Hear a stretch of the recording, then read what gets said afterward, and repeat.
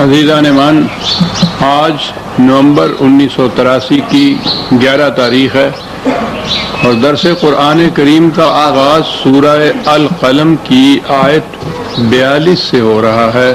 68/42۔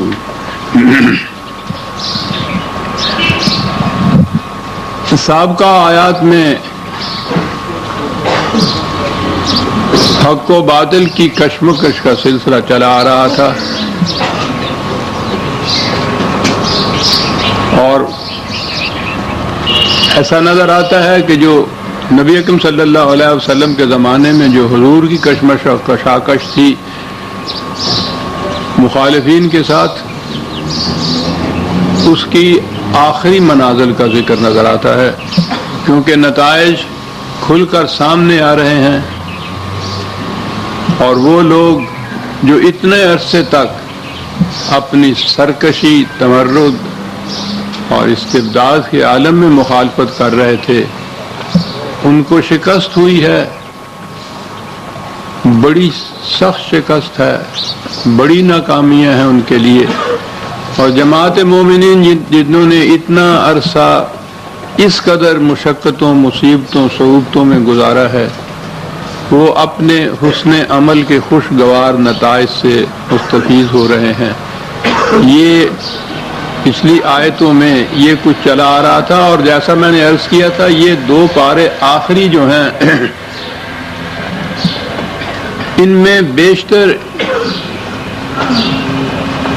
اسی کشمکش اور اس کے نتائج کا ذکر زیادہ نمایاں حیثیت سے سامنے آتا ہے۔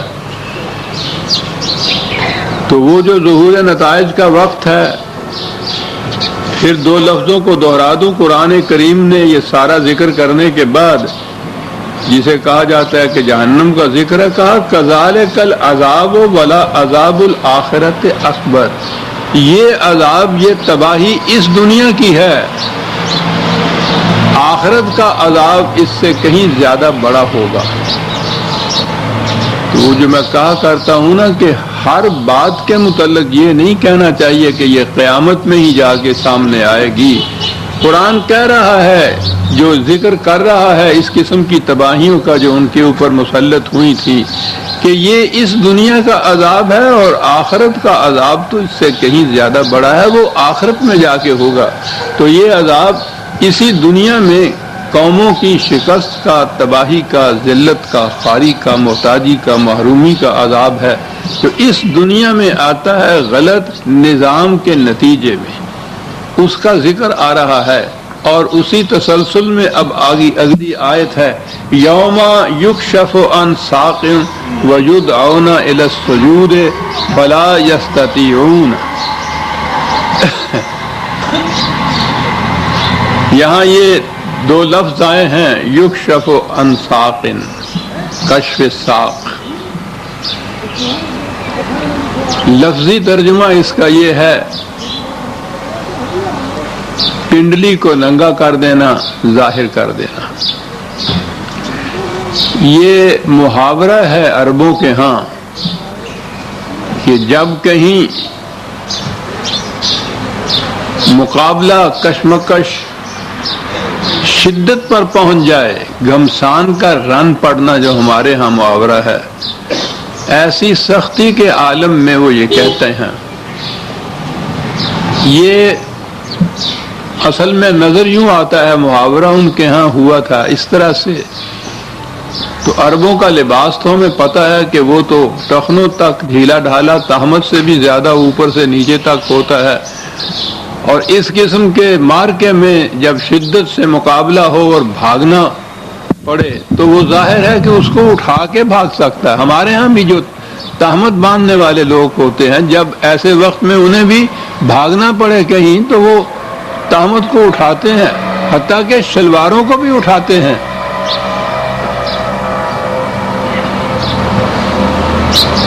ساڈے پنجابی جو ٹونگ لینا کہندے سن، پہ ذرا ٹونگ لاؤ انہوں۔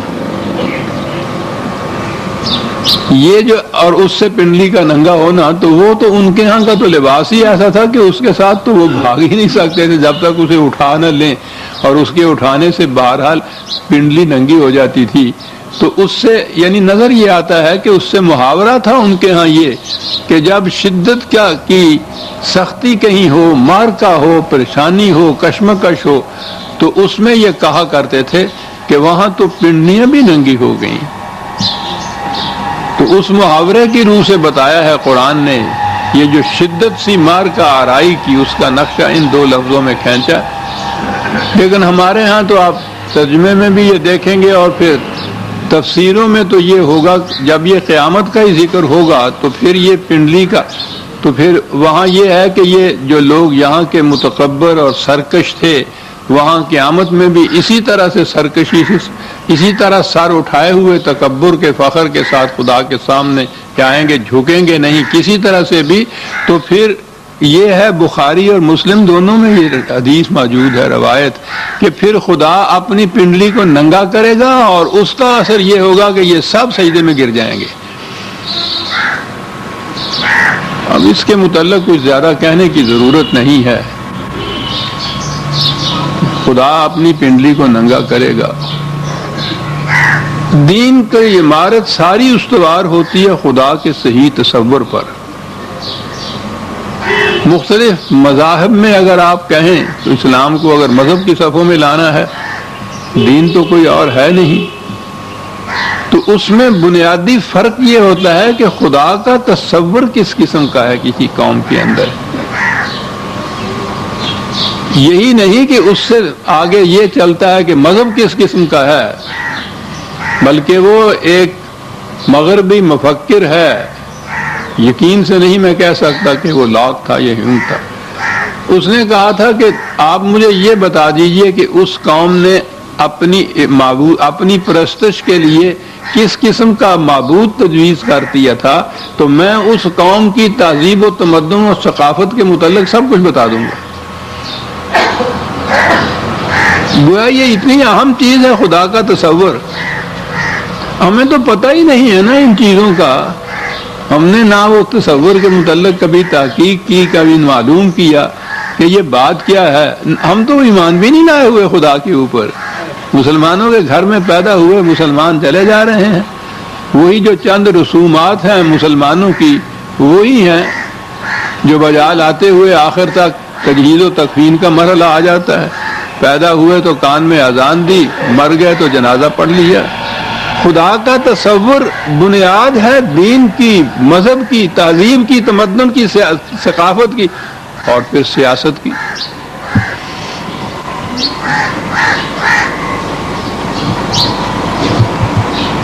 تو یہ جو تصور ہے خدا کا کہ قیامت میں کسی اور طریق سے یہ لوگ جھکیں گے نہیں تو خدا اپنی پنڈلی ننگی کر دے گا، تو کس قسم کا خدا سامنے آتا ہے اس سے ہمارے؟ خدا اور اس کی پنڈلی پھر وہ کپڑا اس سے اٹھا کے ننگی کر دے گا۔ تو میں یہ عرض کر رہا تھا کہ یہ جو کہا جاتا ہے نا کہ قرآن کو ان حدیث کی روح سے سمجھنا چاہیے، تو اس میں یہ لکھا ہے، اور صحائح ستہ 6 صحیح کتابیں جو ہیں ان میں سے صحیحین جو ہیں بخاری اور مسلم ہیں،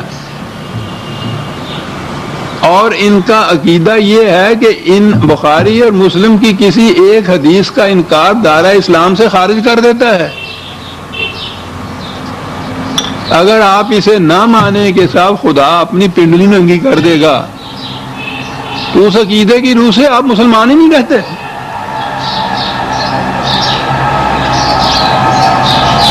انہی احادیث روایات پہ آپ کی تفاسیر مبنی ہے، جن مستند تفاسیر جن کو کہا جاتا ہے ان کو اٹھا کے دیکھیے، اس میں یہی لکھا ملے گا آپ کو کہ خدا اپنی پنڈلی ننگا کرے گا۔ تو کہا یہ کہ وہ اسی زبان کے محاورے کے مطابق کہ اس روز شدت اختیار کر جائے گی، انتہا تک پہنچ جائے گی ان کی پریشانی، ان کی مصیبتوں کی حالت۔ مشورہ دینے والے مشورہ دیں گے اس وقت کہ اب بھی جھک جاؤ، لیکن وہ اپنی ضد میں ایسے اڑے ہوئے ہوں گے کہ وہاں بھی جھکنا نہیں جائیں گے۔ یہ عجیب قسم کی قوم تھی، ہمیں تو اس تاریخ کا بھی علم نہیں ہے کہ یہ جو کشمکش تھی، حضور کو جو تصادمات تھے، مزاحمت جو ہو رہی تھی، کون سے لوگ تھے، کس قسم کے لوگ تھے جن کے ساتھ یہ واسطہ پڑا ہوا تھا؟ یہ نہ جھکنے والے لوگوں کی کیفیت یہ جو بدر کے میدان میں ابو جہل کا سر کاٹنے لگے، وہ دو لڑکے تھے چھاتی پہ بیٹھ کے وہ سر کاٹنے لگے، تو اس نے کہا کہ یہ ذرا گردن نیچے سے کاٹنا، یہاں سے۔ انہوں نے کہا یہاں تو یہ ہڈیاں ہیں، اس میں تو بڑی تکلیف ہوگی، یہ کیوں کہتے ہو تم؟ ان کے ہاں یہ رواج تھا کہ میدان جنگ میں جو مرنے والے ہوتے تھے ان کے سروں کو نیزے پہ ٹانگ کے تو ان کا جلوس نکالا کرتے تھے۔ تو اس نے کہا میں اس لیے یہ کہہ رہا ہوں کہ جب وہ جلوس نکلے گا تو میرا سر باقیوں سے اتنا اونچا نظر آئے گا۔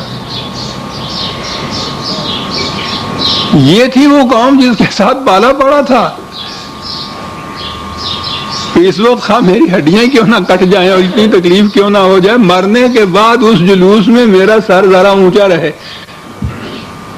تو یہ سر اونچا رکھنے کی ذہنیت تو ان کے ہاں یہاں تک جاتی تھی۔ یہ کہا ہے کہ کیفیت یہ ہوگی جیسی وہ کشف ساق کی ہوتی ہے، بھاگنے کی میدان جنگ سے، مصیبتوں کا یہ عالم۔ اور اس پہ بھی اگر کوئی ان سے کہتا تھا کہ وہ اب بھی جھک جاؤ تو وہ کہتے تھے کہ نہیں بھائی وہ بات ٹھیک ہے، آخری وقت میں کیا خاک مسلمان ہوں گے۔ لیکن یہ ضد تھی، تکبر تھا، استکبار تھا، جیسا کہ وہ فرعون کے معاملے میں قرآن نے کہا ہے کہ وہ لوگ دل سے مانتے تھے کہ حضرت موسیٰ ٹھیک کہہ رہے ہیں، لیکن وہ جو فرعونیت کے نخوت اور تکبر تھی وہ سر نہیں جھکنے دیتی تھی۔ اور دوسری جگہ ہے کہ یہ وہ لوگ ہیں کہ جب انہوں نے پہلی دفعہ ہی فرسٹ امپریشن میں یہ بات کہی کہ ہم نہیں مانتے، تو پھر اس کے بعد پھر ساری عمر یہی کہتے رہیں گے ہم نہیں مانتے۔ اس لیے نہیں کہ اس کے بعد وہ بات سمجھ میں نہیں آئے گی، مان تو جائیں گے ٹھیک ہے، لیکن وہ جو بات کہہ دی تھی ایک دفعہ، اب اس بات سے ہٹنے میں اپنی بڑی ہزیمت محسوس کریں گے، ندامت محسوس کریں گے۔ یہ جو فالس پریسٹیج کا، جھوٹی عزت کا، عزت الاسم کہتا ہے قرآن اس کو، کہ اس کا شکار ہوتے ہیں۔ یہ ذہنیت اگر نہ بدلی جائے تو حق اور صداقت کو اگر وہ ذہنی طور پہ سمجھ لینے پہ صحیح ہے، یہ جو احساس ہوتا ہے، یہ تکبر کا احساس، برتری کا احساس، وہ نہیں جھکنے دیتا۔ تو کہا کیفیت یہ ہے کہ وہاں مار کا آرائی میں کیفیت تو کشف ساق تک کی آ جائے گی۔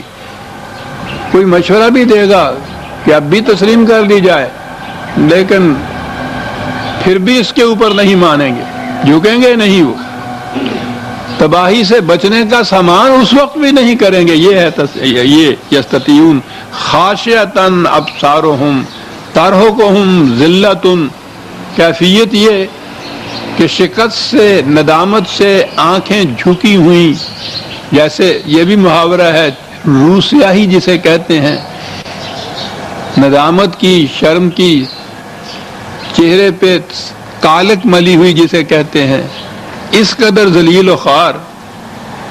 وَقَدْ كَانُوا يُدْعَوْنَ إِلَى السُّجُودِ وَهُمْ سَالِمُونَ، یہ اس زمانے میں جب ابھی انہوں نے یہ شکست نہیں کھائی تھی، اچھے بھلے تھے، اس زمانے میں ان کو دعوت دی جاتی تھی صداقت کی طرف، اسلام کی طرف، اس وقت یہ نہیں مانتے تھے۔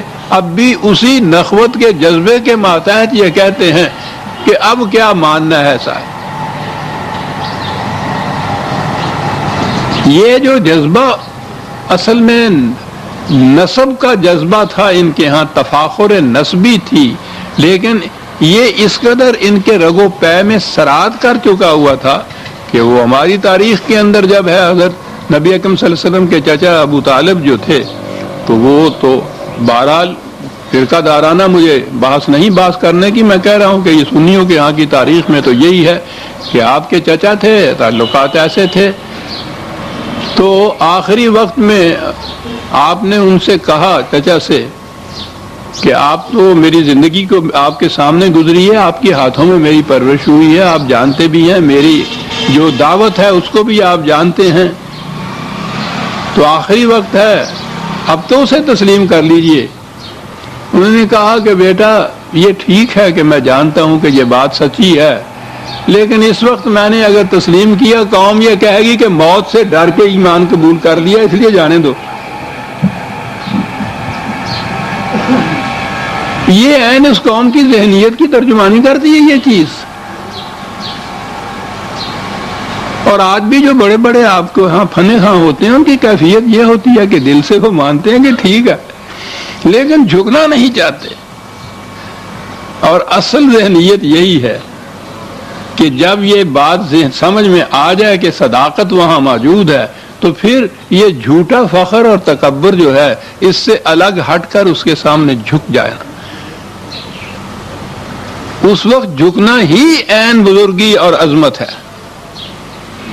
لیکن یہ جو ابتدا ہوتی تھی نسلی اور نسبی تفاخر کی ان کے ہاں، اور پھر وہ زندگی کے ہر شعبے میں ان کے ہاں سچ کے ماننے کے راستے میں آڑے آتی تھی، آج بھی وہی کیفیت ہوتی ہے لوگوں کی۔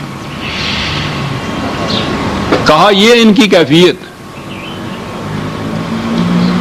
اور آگے یہ بات رسول اللہ سے کہا گیا کہ آپ ان سے نہ گھبرائیے،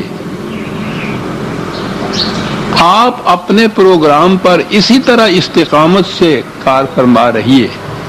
باقی رہے یہ ایک لفظ ہے، فَذَرْنِي وَمَنْ يُكَذِّبُ بِهَذَا الْحَدِيثِ، جو لوگ اس کی تکذیب کرتے ہیں صداقت کی، انہیں میرے حوالے کر دو۔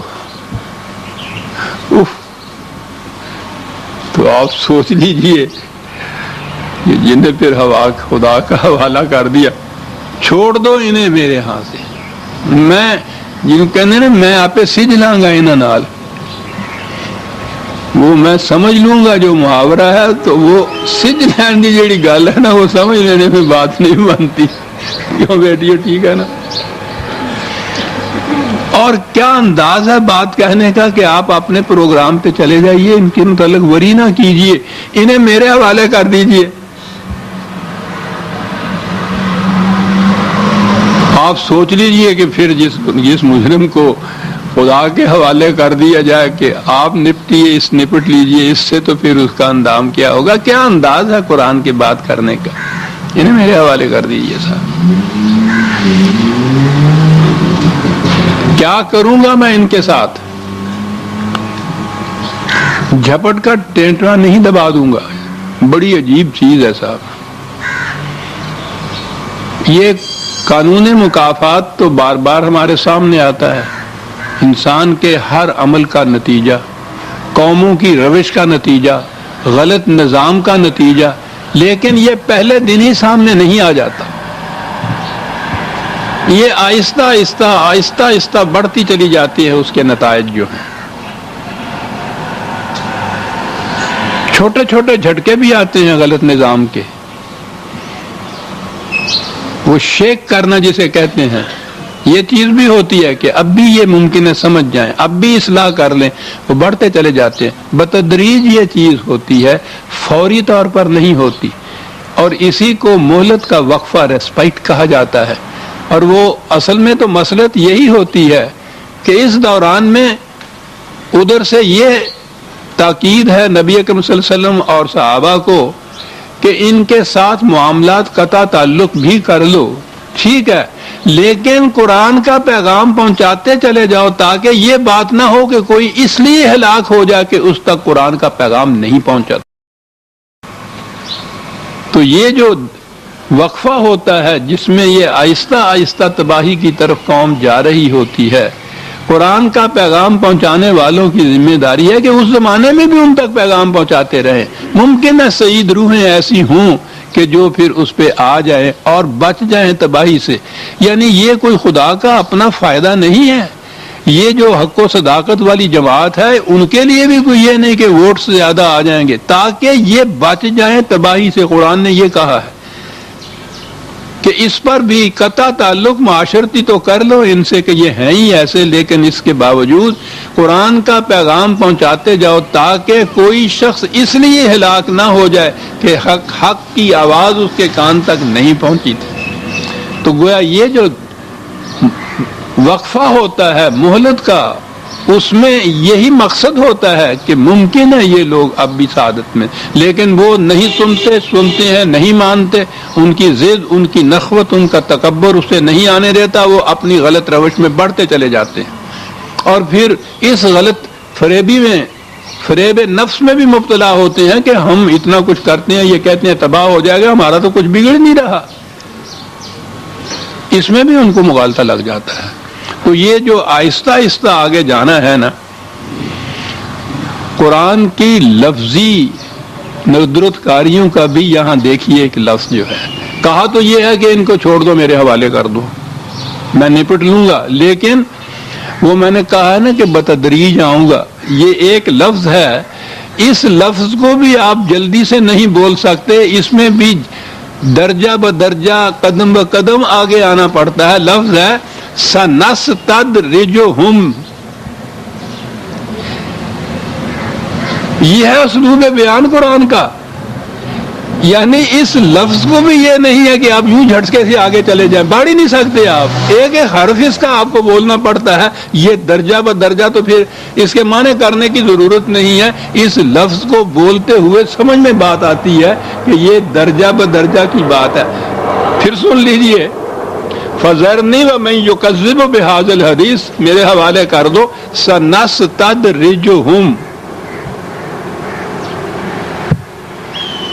بتدریج لیتا چلا آؤں گا، کہاں سے؟ من حیث لا یعلمون، وہاں سے تباہی آئے گی پھر اس کا جس کو یہ جانتے بھی نہیں ہے کہ کدھر سے آیا کرتی ہے، لیکن آئے گی اسی طرح درجہ بترجہ، بتدریج آئے گی، یک لخت نہیں آئے گی۔ یہی ہوتا ہے غلط نظام جو ہے، اس کی تباہی آخر الامر جو وہ آتی ہی بتدریج ہے، ایکیومولیٹو ایفیکٹ ہوتا ہے ان چیزوں کا، اسی دن اسی وقت اسی جھٹکے میں نہیں یہ ہو جاتا۔ سنستدرجہم من حیث لا یعلمون، کیا بات ہے، واملی لہم، مہلت اور رسی دراز کر دو، مہلت کا وقفہ اور لمبا کر دو، اور یہ نہ سمجھو کہ یہ ہماری ناکامی ہے، انا کیدی متین، میری تدبیر بڑی محکم ہوتی ہے۔ کیا بات ہے، یہ وقفے کا وقت یا لمبا عرصہ جو ہے اس سے کچھ نہیں بگڑتا، کوئی بات نہیں، انا قیدی متین۔ کہا یہ اس طرح سے جو تم سے بھاگ رہے ہیں، ام تسألہم اجرا فہم من مغرم مثقلون، کیا تو کچھ معاوضہ مانگتا ہے اپنی تبلیغ کا ان سے کہ یہ اس کو بیگار سمجھتے ہیں، جرمانہ سمجھتے ہیں، تم سے بھاگتے ہیں؟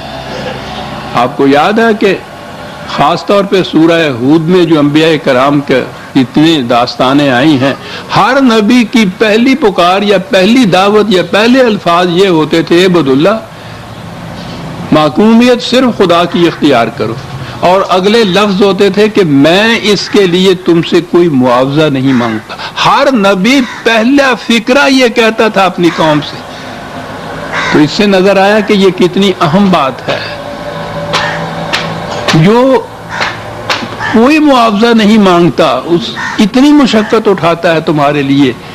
ذرا سا بھی انسان ضد و تعصب سے ہٹ کے سوچے تو ہوگا کہ اس کے اخلاص کے اوپر تو نگاہ رکھو، اس کا اپنا کوئی فائدہ نہیں، اتنی مصیبت اٹھا رہا ہے ہمارے لیے، تو سوچ تو لیجئے یہ کیوں کر رہا ہے ایسا۔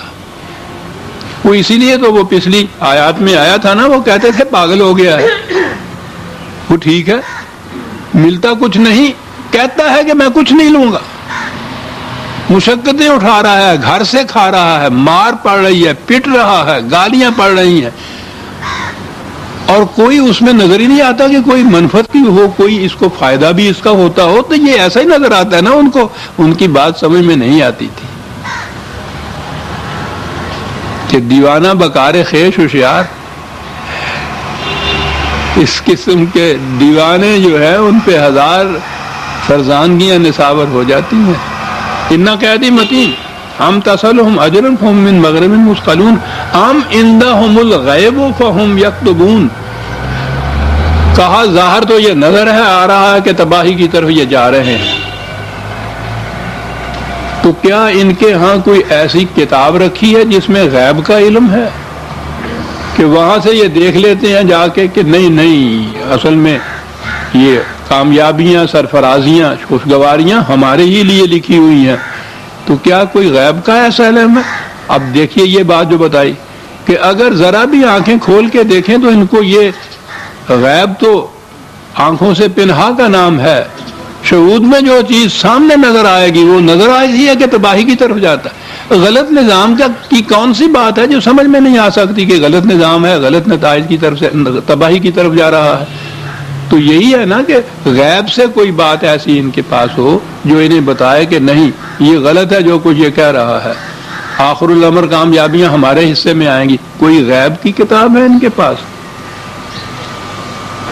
قرآن جو کچھ ان لوگوں کے متعلق کہتا تھا وہ سب ہمارے اوپر اطلاق ہوتا ہے اس کا۔ بیماری آتی ہے، ٹھیک ہے، تدبیر کرنی ہے، علاج کرائیے، سب کچھ ہوتا ہے، لیکن اس کے ساتھ ہی پھر حضرت صاحب کے پاس بھی جاتے ہیں کہ حضرت صاحب اچھا ہو جائے گا، یہ غیب کی پوچھتے ہیں۔ ہم نے بھی کتابیں رکھی ہوئی ہیں اس قسم کی۔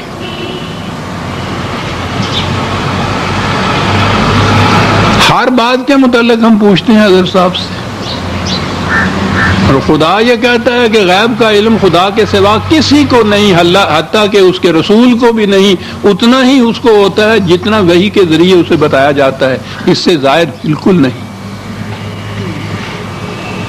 ان کے متعلق ہم کہتے تھے کہ جا کے رات کو پھر کوئی کتاب رکھی ہوئی ہے انہوں نے چھپا کے، اس کو پھر دیکھتے ہیں، اس میں سے فال نکالتے ہیں، آپ کو پتہ فال نکالتے ہیں، استخارے کرتے ہیں، حضرت صاحب سے پوچھتے ہیں، غیب کی بات کو شہود میں لاتے ہیں، جو سامنے ہے اسے وہ تو نظر نہیں آتا، اس سے تو آنکھیں بند کرتے ہیں، اور غیب کے متعلق ادھر ادھر سے پھر رو لگاتے چلے جاتے ہیں۔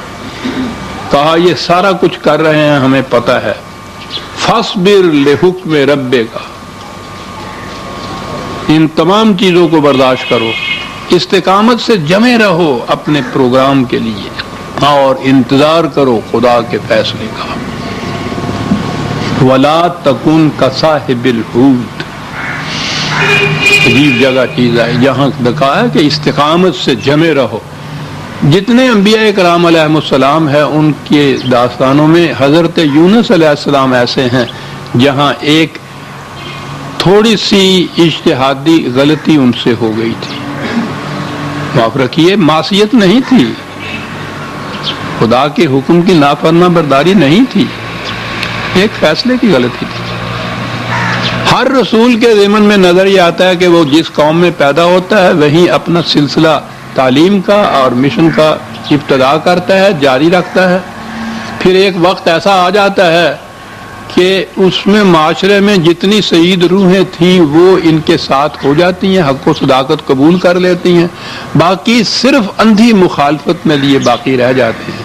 تو یہ نظر آتا ہے کہ یہاں اب اس انقلاب کے بار آور ہونے کی کوئی امید نہیں ہے، تو اس وقت پھر خدا کے حکم سے وہ نبی اپنی جماعت کو لے کر اس مقام سے کسی دوسرے مقام کی طرف چلا جاتا ہے جہاں اس کے اس پروگرام کی کامیابی کے امکانات زیادہ ہوتے ہیں۔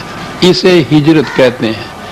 یہ مکان ہی چھوڑنا نہیں ہوتا، سب کچھ چھوڑنا ہوتا ہے، تو یہ پھر وہاں چلا جاتا ہے، لیکن یہ جو وقت متعین کرتا ہے یہ خدا کے حکم سے ایسا ہوتا ہے کہ وہ ادھر چلا جائے۔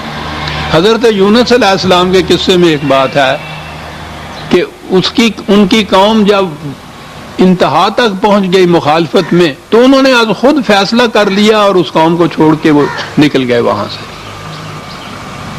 اور پھر آگے وہ قصہ ہے کہ وہ مصیبت میں پھنس گئے، وہ دریا میں، وہ کشتی میں سے دریا میں گر گئے تھے، مچھلی نے اپنے منہ میں ان کو لے لیا تھا، نگل نہیں لیا تھا، وہ بات نہیں ہے، اور وہ تو وہاں بھی پھر وہ صورت سامنے آئے گی تو میں عرض کروں گا جو کہتے تھے کہ پھر وہاں انہوں نے تسبیح پڑھی، لا الہ الا انت سبحانک انی کنت من الظالمین، تو پھر تسبیح پڑھنے کے وہ مسبحین ہے، قرآن نے کہا ہے، اس کے معنی ہے تیراک ہونا،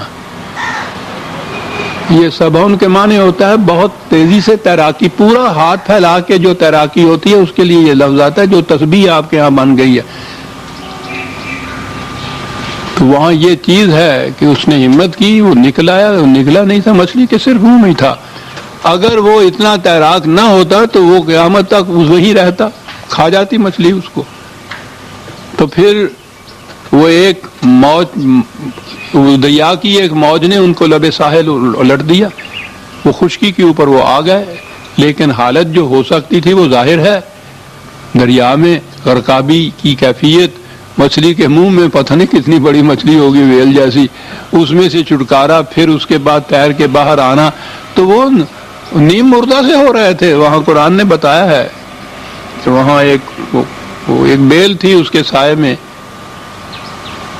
تو وہاں یہ بات یہ کی گئی کہ انہوں نے کہا کہ میں نے اندازہ غلط لگایا وہاں سے آنے کا. وہاں کہا گیا کہ وہ قوم تو تھوڑا سا بھی اگر تم انتظار کر لیتے تو وہ قوم پوری کی پوری ہی مان لے آتی. اس کی تو کیفیت یہ ہو گئی ہوئی تھی.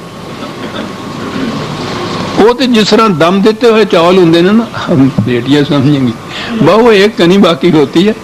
وہ کہا وہ تو وہاں ان کی تو کیفیت یہ ہو گئی تھی اور تم جی چھوڑ بیٹھے، دل برداشتہ ہو گئے اور خود ہی فیصلہ کر لیا. فیصلہ غلط تھا. چلو جاؤ وہاں جا کے ان سے پروگرام بناؤ. یعنی یہ ایک واقعہ ہے. نبی اکرم صلی اللہ علیہ وسلم سے یہ کہا گیا ہے کہ انبیاء سابقہ نے جو کچھ کیا یہ کچھ کیا ہے، اسی طرح سے تمہیں ثابت قدم رہنا ہوگا، استقامت پہ رہنا ہوگا. یا کچھ ہوتا چلا آ رہا ہے، گھبراؤ نہیں، انجام کار کامیابی تمہاری ہوگی. لیکن اس میں ایک استثناء ہے حضرت یونس علیہ السلام سے، جو قبل از وقت گھبرا کر یا دل برداشتہ ہو کر مایوس ہو کر جو بھی جی میں آئے کہیے، وہ قبل از وقت وہاں سے چلے آئے تھے. فاصبر لحکم ربک، استقامت سے جمع رہو. ہم جانتے ہیں کہ بڑی شدید ہے مخالفت اور مخاصمت. انتظار کرو خدا کے حکم کا. صاحب حوت کی طرح نہ ہو جانا. حوت مچھلی کو کہتے ہیں، حضرت یونس علیہ السلام کو وہ مچھلی والا پیغمبر بھی کہتے ہیں. اسی لیے تو کہا اس کی طرح نہ کر دینا، جلد بازی سے کام نہ لینا، دل برداشتہ نہ ہو جانا.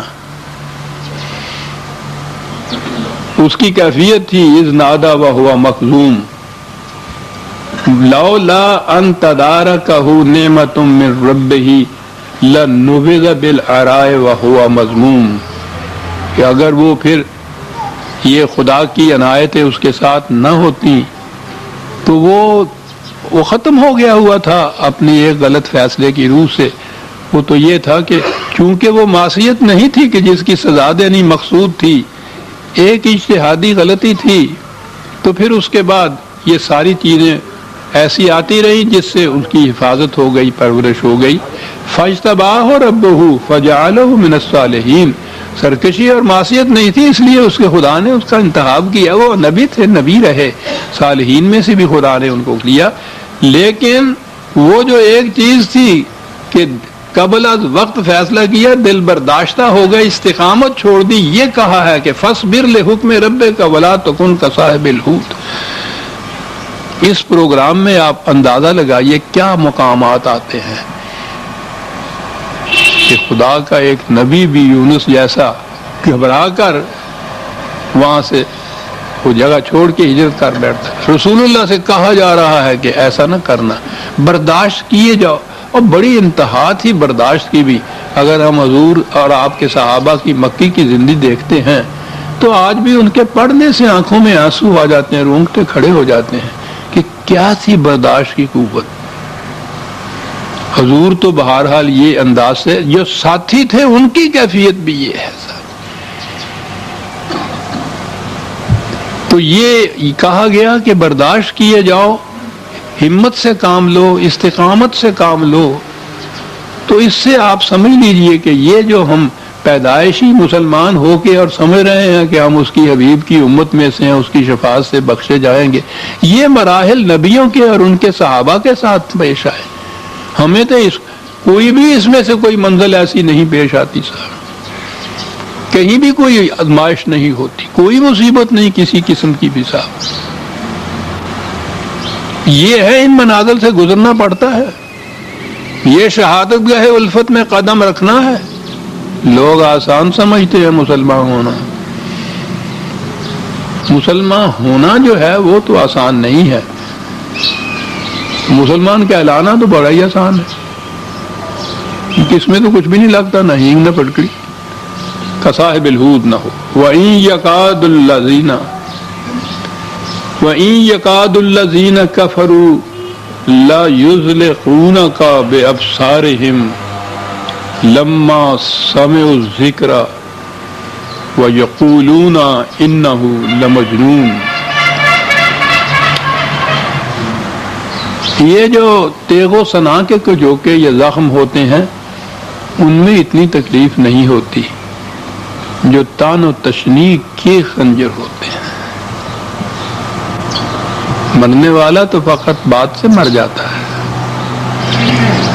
یہ ان حربوں کے اوپر بھی اترتے تھے، اور قرآن نے بات بھی نہیں کی کہ ان کی باتیں جو ہیں ان سے یہ صورت ہوگی۔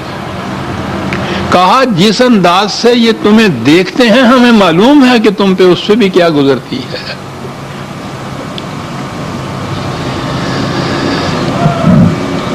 عجیب چیز اس قوم کی نظر آتی ہے، میں سمجھتا ہوں کہ یہ ایک طرف تو یہ ان کی جرتیں بصالتیں اس قسم کی کہ نکھرے ہوئے کھلے طور پر دشمن، لیکن اس قسم کے بھی لوگ تھے وہاں، مختلف قبائل کا ذکر ہے، یہودیوں کا بھی ہے اس کے اندر جن کو منافقین کہا گیا ہے، کہ وہ ان حربوں کے اوپر بھی اتر آئے کہ وہ تان و تشنیع بھی دیں، کمینی حرکتیں بھی کریں، اور پھر جیسے یہاں کہا گیا ہے کہ اس قسم کی نگاہوں سے دیکھیں کہ جگر شک ہو جائے اس سے۔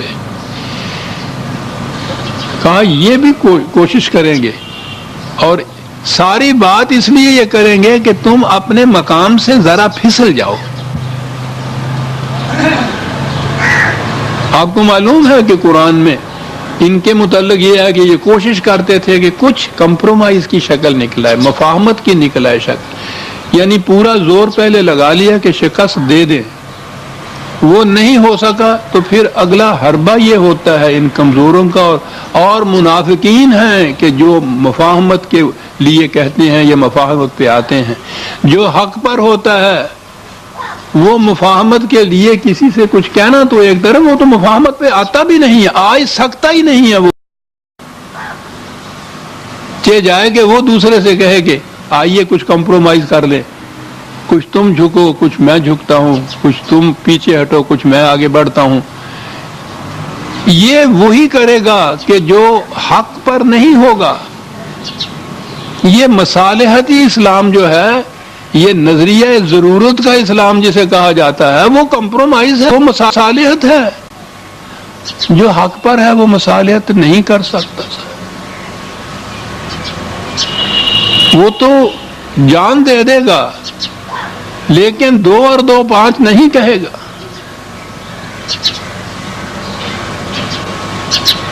غور فرمائیے، قرآن ان مقامات پہ کوئی اتنی اہمیت دیتا اس لیے، یہ تو ہمارے لیے ہے نا، یہ کوئی اس زمانے کی صرف داستان نہیں بیان کر رہا، یہ تاریخ کی کتاب صرف نہیں ہے کہ آپ یہ کہیں کہ اس نے یہ کہا، اس نے یہ کیا اور پھر آگے بڑھ گیا کہ ہمارا تو واسطہ اس میں کچھ نہیں ہے۔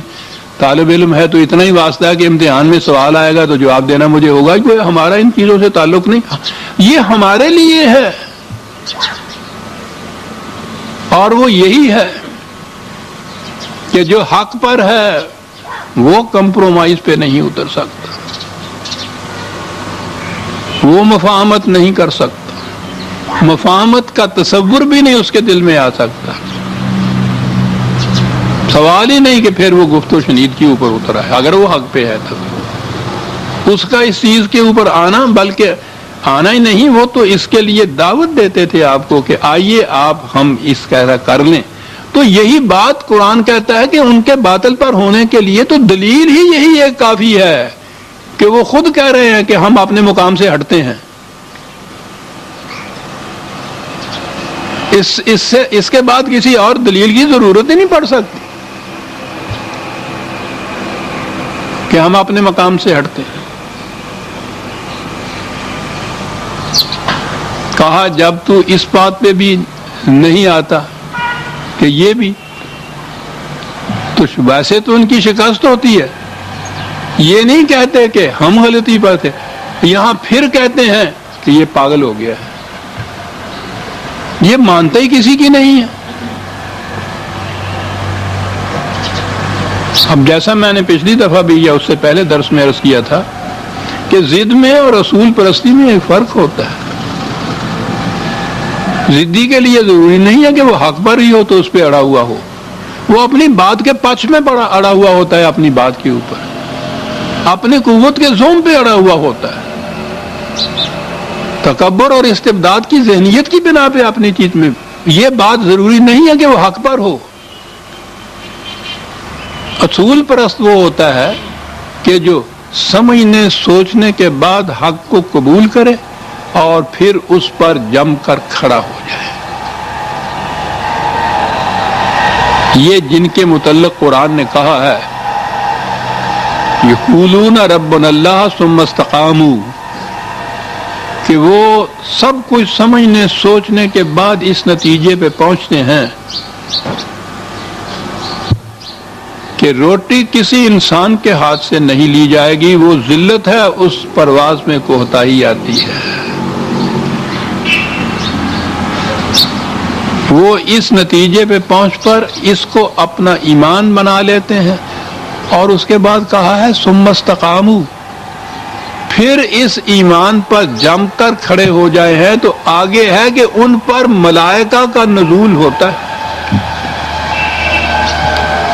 صرف ایمان لانے کے اوپر اتفاق نہیں کیا، ثم استقاموا بھی ساتھ کہا ہے. اس کے بعد بڑی بڑی رکاوٹیں، تصادمات، تزاحمات آئیں گے، کشمکش ہوگی، مصیبتیں آئیں گی، مشکلات آئیں گی. اس وقت پھر اس پر جم کے کھڑے ہو جانا. یہ ہے وہ مقام کہ جہاں قرآن کہتا ہے ملائکہ کا نزول ہوگا ان کے اوپر، جو بشارت دیں گے اس بات کی کہ تمہارے لیے خدا نے تیار کر رکھا ہے، تم تو مہمان ہوگے خدا کے. اس نے مہمانوں کی تواضع کے لیے بڑے حسین و شاداب سامان تیار کر رکھے ہیں، جنات عدن، استقامت. لیکن میں نے عرض کیا عزیزان من، یہ تو اس وقت مقام آتا ہے جب پہلے آپ کسی چیز کو، حق و صداقت کو آپ اس طرح سے قبول کریں کہ دل اور دماغ کا اطمینان اس سے ہو جائے. پھر اگلا مرحلہ آتا ہے نا صداقت کا. ورنہ صبح کو بات کی، شام کو پھر گئے. تو یہ تو شیوا ان لوگوں کا ہے جن کو پتہ نہیں کہ ایمان اور یقین کہتے کس کو ہے. تو جیسا میں نے عرض کیا ہے کہ وہ لوگ پہلے یہ بات کہ یہ پٹتا ہے، ماریں کھاتا ہے، گالیاں سہتا ہے، سب کچھ برداشت کرتا ہے اور کچھ نہیں مانگتا، کوئی اس کا معاوضہ نہیں ہے. وہ تو تجسس کے بعد سراغ رسانی سے بھی دیکھتے ہوں گے کہ کوئی کسی قسم کا غائبانہ ہی کوئی مفاد اس کا اس میں ہو، کچھ نہیں نظر آتا.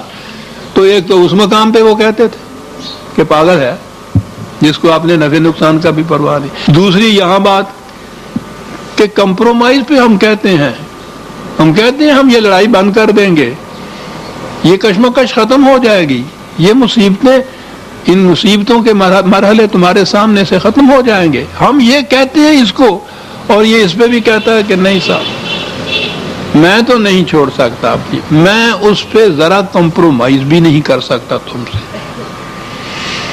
تو جسے ہم کہتے ہیں کہ وہ یہی کہہ کے اٹھ گئے ہوں گے کہ بڑا ہی ضدی ہے، تو اسی کے لیے لفظ پھر وہی ان کے ہاں کا ہے کہ بالکل مجنون ہے، پاگل ہے.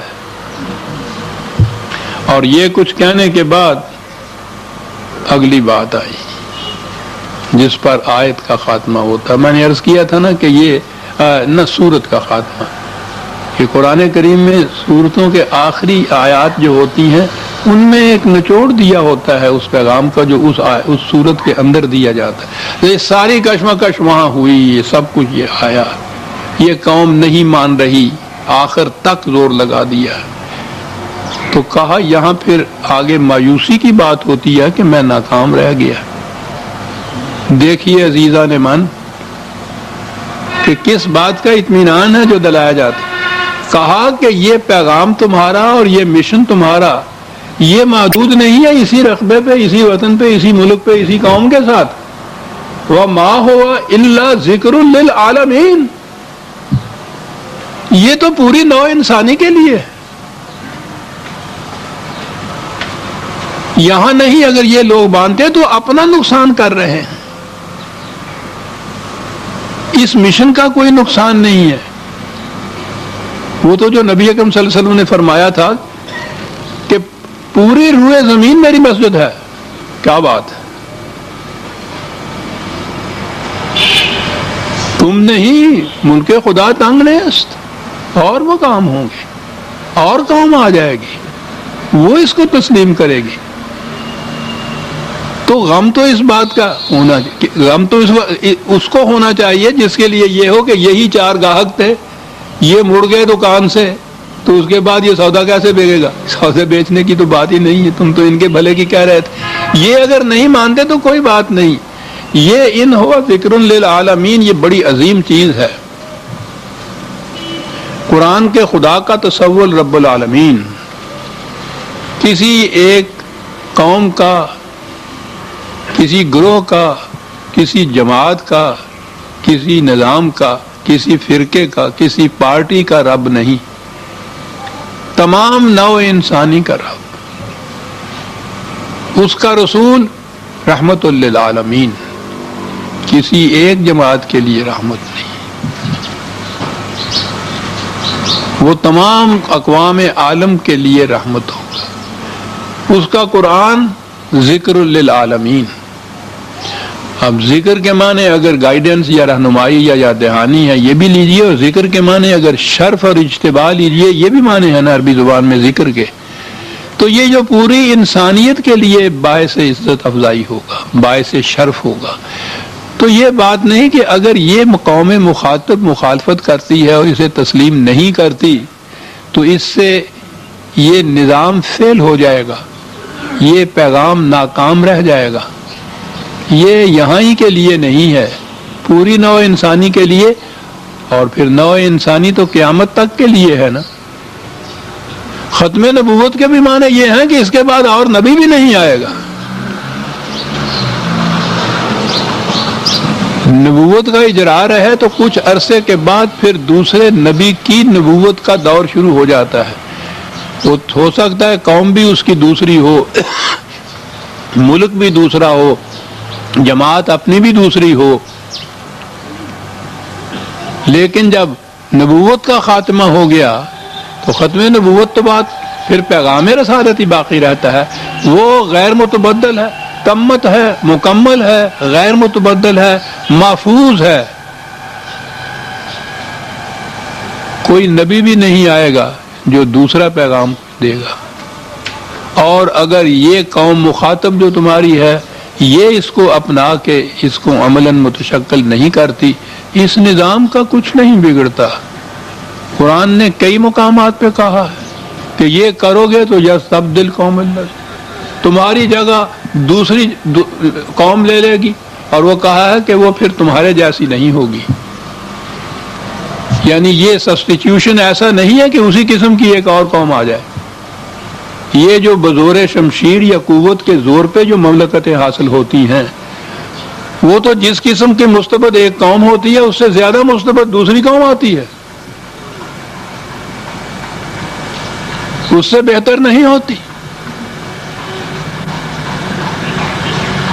لیکن وہ جو پیغام خداوندی کی روح سے جن کو یہ استخلاف فی الارض جسے کہا گیا نصیب ہوتا ہے، ایمان اور اعمال صالحہ کے نتیجے میں استخلاف فی الارض،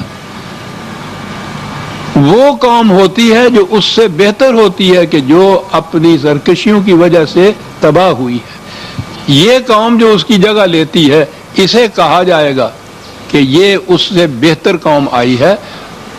اور کہا یہ کہ یہ تو پھر اس طرح سے قیامت تک کے لیے جاری ہے. یہ جو عام طور پر ہمارے یہاں کہتے ہیں یہ بات حقیقت ہے کہ مسلمانوں کی آبادی بھی دنیا میں اتنی ہے اور ان کی کہا جاتا ہے 40 سے بھی زیادہ آزاد مملکتیں اپنی ہیں، لیکن تمام مملکتوں کی کیفیت یہ ہے کہ وہ دوسروں کی دست نگر ہیں، ذلیل ہیں، محتاج ہیں.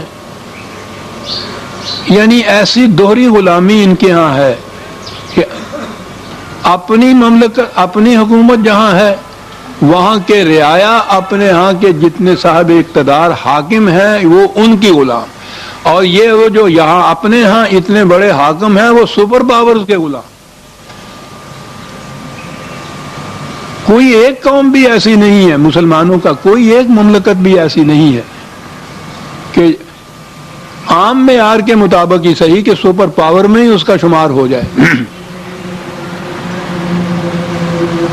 جو مصیبت پڑتی ہے ان پہ آ کر، اس کے لیے کچھ نہیں یہ کر پاتے، یو این او میں جا کے ایک ریزولیشن پر، وہ ریزولیشن وہاں سے پاس بھی کرا لیتے ہیں، وہ ویٹو کی پاور 2 کو دی ہوئی ہے، وہ اسی وقت مسترد کر دیتی ہے، اور یہ اسی طرح سے اپنی جھولی خالی لے کے گھر واپس آ جاتے ہیں۔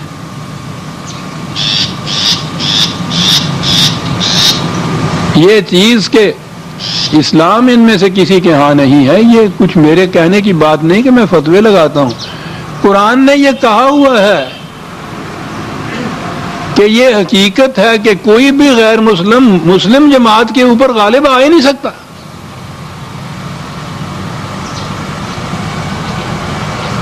یہ اتنا محسوس ٹیسٹ ہے کہ اس میں کسی بحث کی گنجائش ہی نہیں ہے، یعنی یہ کوئی ایبسٹریکٹ ٹاک نہیں، فلسفے کا مسئلہ نہیں کہ بحثیں کرنے کے بعد پتہ چلے کہ وہ غالب آئے ہوئے ہیں یا نہیں، یہ مسلمان ہیں یا نہیں۔ تو پھر جب ہمیں خود اقرار ہے کہ یہ تمام غیر مسلم اقوام غالب ہیں ہمارے اوپر، تو پھر 2 ہی باتیں ہوں گی نا، یا تو معاذ اللہ یہ کہا جائے گا کہ یہ خدا نے نہیں ٹھیک کہا کہ غیر مسلم غالب نہیں آئیں گے، دیکھ لیجئے وہ آئے ہوئے ہیں، تو کیا یہ مانیں گے آپ؟ خدا نے یہ کہا، اس نے تو کہا کہ ہم سے زیادہ وعدے کا سچا ہی کوئی نہیں ہے، تو وہ وعدہ تو اس کا یہ صحیح ہے اور سچا ہے۔ تو اگلی بات یہی ہے نا کہ اس نے کہا تھا کہ کوئی غیر مسلم مومنین کے اوپر غالب نہیں آ سکے گا، تو اس کے یہ معنی ہیں کہ ہم مومن نہیں ہیں جو یہ غالب آئے ہوئے ہیں۔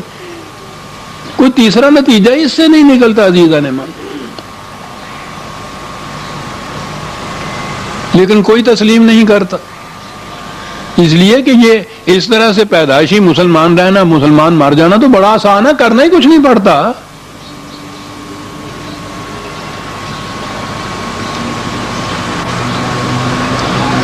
اس جنت سے کس کا جی چاہتا ہے کہ وہ نکل جائے جو اتنی آسانی سے مل جائے؟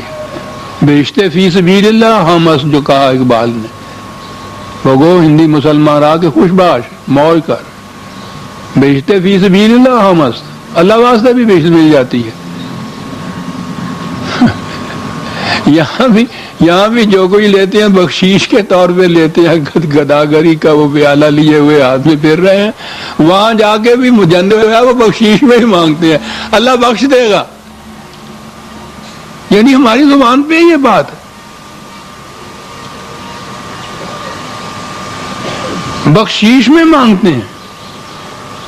وہ کہتا ہے کہ جنت جن کو دی جائے گی ان سے کہا جائے گا بما کانوا یعملون، یہ تمہارے حسن عمل کا نتیجہ ہے جو تمہیں دیا جائے گا، اور اس کے بعد کہا ہے کہ پھر اس جنت سے تم اس طرح نہیں نکالے جاؤ گے جس طرح تمہارا باپ نکالا گیا تھا، بابا آدم جس کو کہتے ہیں، وہ اس لیے کہ اس کو وہ جنت بخشیش میں ملی ہوئی تھی، اس کے عمل کا نتیجہ نہیں تھی، ایک لغزش ہوئی اور باہر۔ اور یہاں جو ان کے لیے جنت ہے اسی جگہ کہہ دیا کہ تمہیں نہیں نکالا جائے گا اس لیے کہ تم نے اسے اپنے لہو سے خریدا ہے، ہم نے یہ بیچ دی ہے تمہارے ہاتھ، اور ہم بڑے دیانتدار کاروباری ہیں جو اس طرح سے ہم نے چیز بیچ دی ہے اس کو ہم واپس نہیں لیتے، خالدین فیہا ابدا، اس میں ہمیشگی ہے جو اس طرح سے جنت خریدی جائے گی۔ تو یہ جو ذکر للعالمین ہے اس کے یہ معنی ہیں کہ یہ نہیں ہے کہ مسلمانوں کے گھر پیدا ہو جانے والی قوم جو تھا یہ انہی تک محدود ہے، اس سے آگے نہیں ہے، یہ تو سوال نہیں۔ آپ کو معلوم ہے قرآن میں ایک جگہ نہیں تو ایک مقام کے اوپر یا ایھا الذین آمنوا آمنوا باللہ، اے وہ جو اپنے آپ کو مسلمان کہتے ہو ایمان لاؤ خدا پر، وہ تو ہم سے مطالبہ کرتا ہے ایمان لانے کا، اور صحیح ہے مطالبہ۔ کبھی ہم نے سوچا ہے کہ کبھی ہم غور و فکر کے بعد ایمان لائے ہیں ان چیزوں کے اوپر، مطالبہ کرتا ہے. اور یا ایھا الذین آمنوا پہلے کہہ کے پکارتا ہے، اور اس کے معنی یہی ہے نا کہ وہ جو اپنے آپ کو بذام خیش مسلمان سمجھتے ہو، وہ مسلمان تو ہم ترجمہ کرتے ہیں، مسلمان کا لفظ تو قرآن میں نہیں، یا مسلم ہے یا مومن ہے. تو جو بھی اپنے آپ کو یہ سمجھتے ہو آمنوا باللہ، وہ ایمان لاؤ. تم ایمان لا کے مسلمان نہیں ہوئے ہو، وہ تو ہمارے مسلمان ہونے کو تسلیم ہی نہیں کرتا. ٹھیک ہے قومی حیثیت سے ٹھیک ہے، ایک مسلمان قوم ہے، قرآن کی حیثیت سے یہ مومن تو نہیں ہے. تو وہ جو کہا گیا تھا کہ غیر مسلم تم پہ غالب نہیں آ سکیں گے، وہ مومنین کے لیے کہا گیا تھا. آج بھی اگر یہ مسلمان جو پیدائشی ہے قومی ہے، وہ آج بھی قرآن کے مطابق اگر ایمان لے آئے تو پھر دیکھے واقعی کوئی غیر مسلم ان کے اوپر غالب نہیں آ سکتا، کیونکہ یہ اور خدا دونوں پھر ایک طرف ہوں گے. سورہ القلم ختم ہو گئی عزیزان من. اگلے درس میں سورہ الحاقہ 69 سورت جو ہے اسے شروع کریں گے. ربنا تقبل منا انک انت السمیع العلیم.